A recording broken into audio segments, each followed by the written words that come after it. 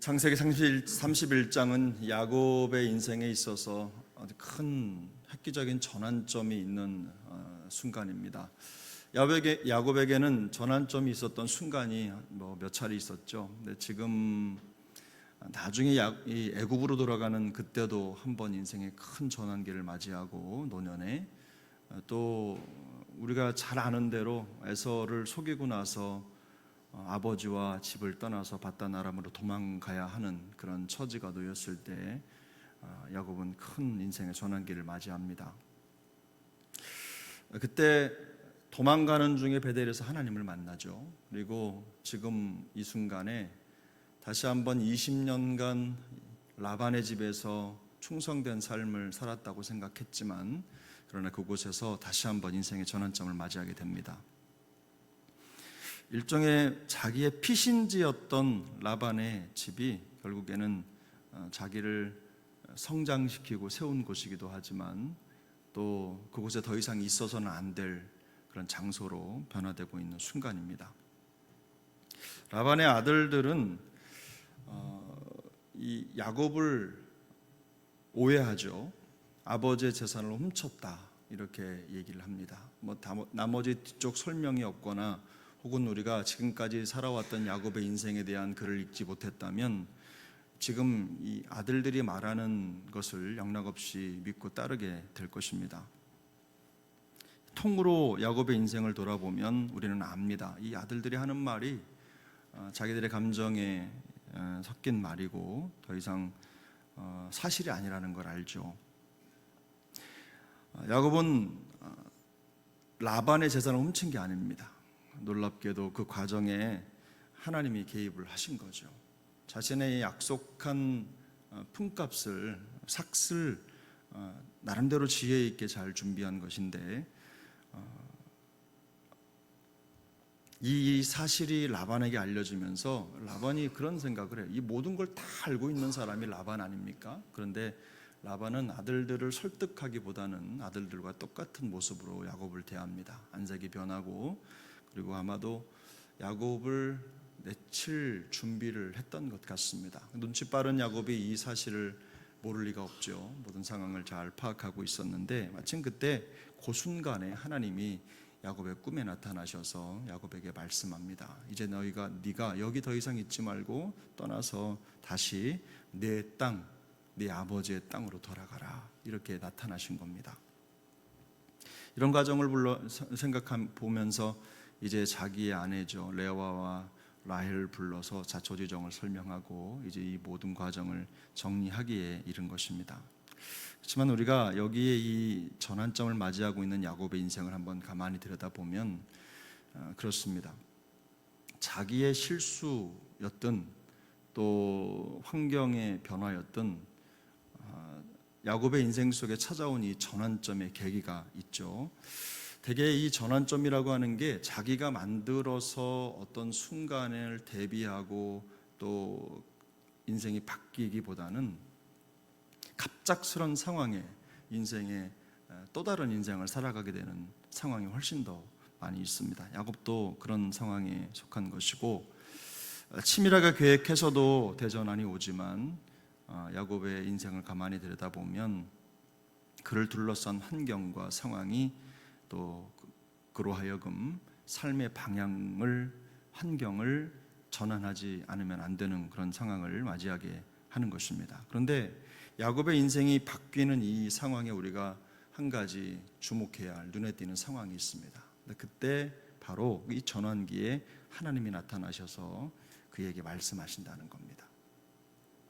야곱의 인생을 한번 이렇게 따져보면 어제도 말씀을 드렸지만 양떼를 치고 자기의 품삯을 챙기고 하는 그런 과정, 전혀 과학적일 것 같지 않은 나무가지를 벗겨서 모양을 만들고 하는 그런 과정을 말씀을 드렸는데 조각조각 떼어서 보니까 오늘에서야 이르러 보니까 바로 그 모든 것들이 하나님이 야곱에게 꿈으로 보여주신 것들이라는 겁니다. 그 야곱의 행동을 가만히 보니까 어렵고 힘든 때 본인이 어떻게 해야 될지 모를 때 지금에서야 고백이지만 하나님이 그의 인생 속에 깊이 개입하셔서 그에게 길을 가르쳐 주시고, 그 말도 안 되는 방법 같은, 제가 말씀드렸듯이 나무가지 껍질을 벗겨서 모양을 만든다고 해서 백인이 흑인을 낳는다, 이게 말도 안 되잖아요. 그런데 양에게 그런 일이 일어났다.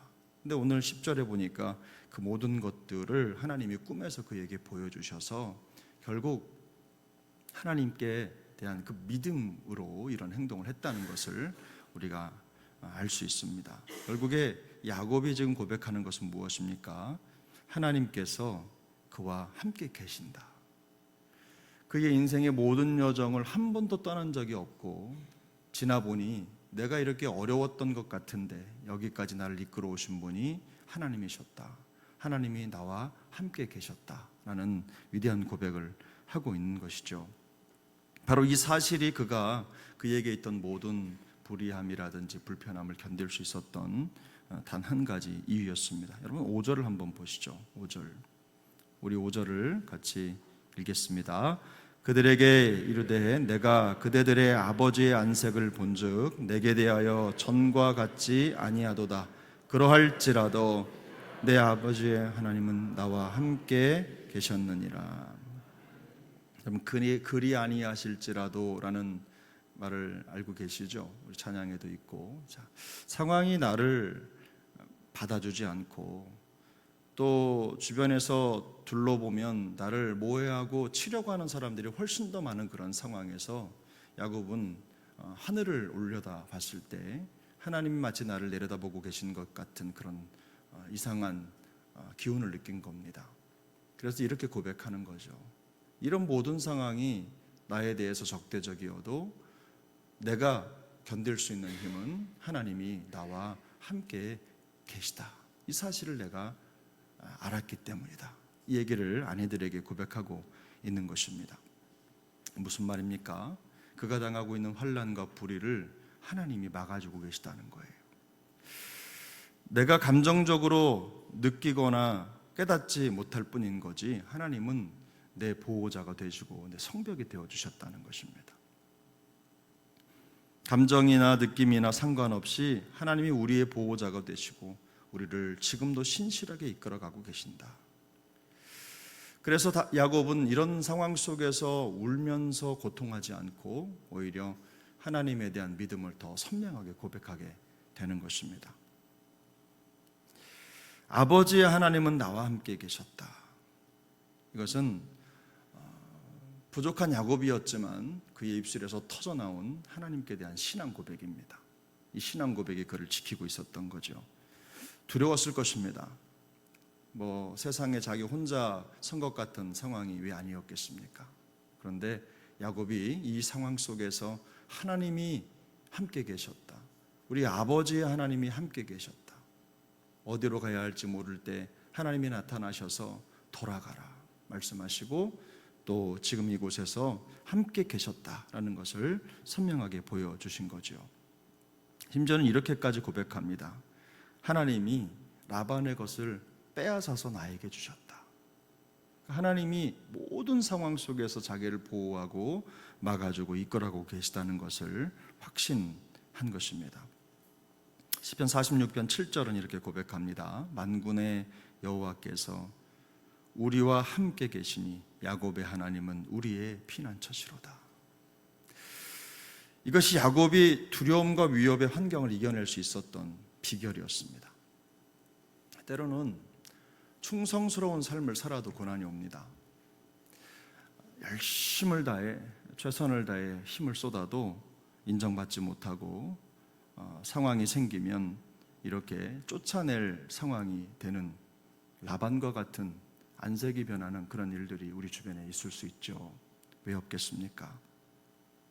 세상에 노력하고 애쓴 만큼 얻는 그런 곳이라고 한다면 우리가 고통할 것이 없을 것입니다. 충성스럽게 산다고 하면, 충성스럽게 살아서 최선을 다하면 그렇게 쏟은 만큼 받는다고 한다면 뭐가 걱정이겠습니까? 그런데 그렇지 않은 환경이 될 때가 훨씬 더 많지요. 억울한 것 있습니다. 야곱이 하나님 앞에 눈물 뿌려 기도해야 될 상황입니다. 그렇게 힘을 다해 섬겼어도 이 야곱 자신이 고백하는 것처럼 내가 6절에 보면 그대들도 알거니와 내가 힘을 다하여 그대들의 아버지를 섬겼거늘 이라고 고백하는데 돌아온 것은 무엇입니까? 속임수였다는 것, 그리고 자기를 버리려고 하는 모략, 또 비난, 불신, 의심 이런 것들이 그에게 돌아온 대가였습니다. 이런 상황 속에서 민감하게 하나님의 뜻을 분별하는 영적인 안목이 필요하겠죠. 성도라면 이런 상황 속에서 하나님이 우리에게 말씀하시고자 하는 궁극적인 뜻을 발견할 수 있는 그런 영안이 필요할 것입니다. 그러나 더 중요한 것은, 우리 성도에게 가장 중요한 것은 뭐냐면 하나님이 지금도 너를 막아주시고 너와 함께 계신다, 이 사실이죠. 하나님이 너와 함께 계시고 너의 성벽이 되어주신다, 이 사실을 믿고 확신하는 믿음을 가지고 있는 것. 저는 그래서 이런 것들이 바로 믿음의 성벽이라고 말씀드릴 수가 있는데요. 우리가 살아가면서 가장 중요한 우리의 삶의 인생의 여정 속에 우리의 삶을 보호하고 지킬 수 있는 것은 우리가 눈에 보이는 힘으로 능력으로 쌓는 그런 구축망 혹은 보호막이 아닙니다. 하나님이 우리와 함께 계시고 우리의 영원한 인도자가 되시며 우리의 성벽이 되신다는 것을 확신하는 것, 바로 그런 믿음의 성벽이 우리를 지키는 것인 줄로 믿습니다. 그래서 오늘도 우리는 그런 삶을 살아가야 되는 겁니다. 세상 속에서 하나님이 나와 함께 계시고 우리의 앞서 항상 한 발 앞서 두 발 앞서 우리의 길을 이끌어 가신다는 것을 확신하고, 또 믿음과 기도의 성벽을 잘 준비해서 모든 상황 속에서 믿음으로 승리하고 하나님께 영광이 되는 우리 모두가 될 수 있기를 예수님의 이름으로 축복합니다.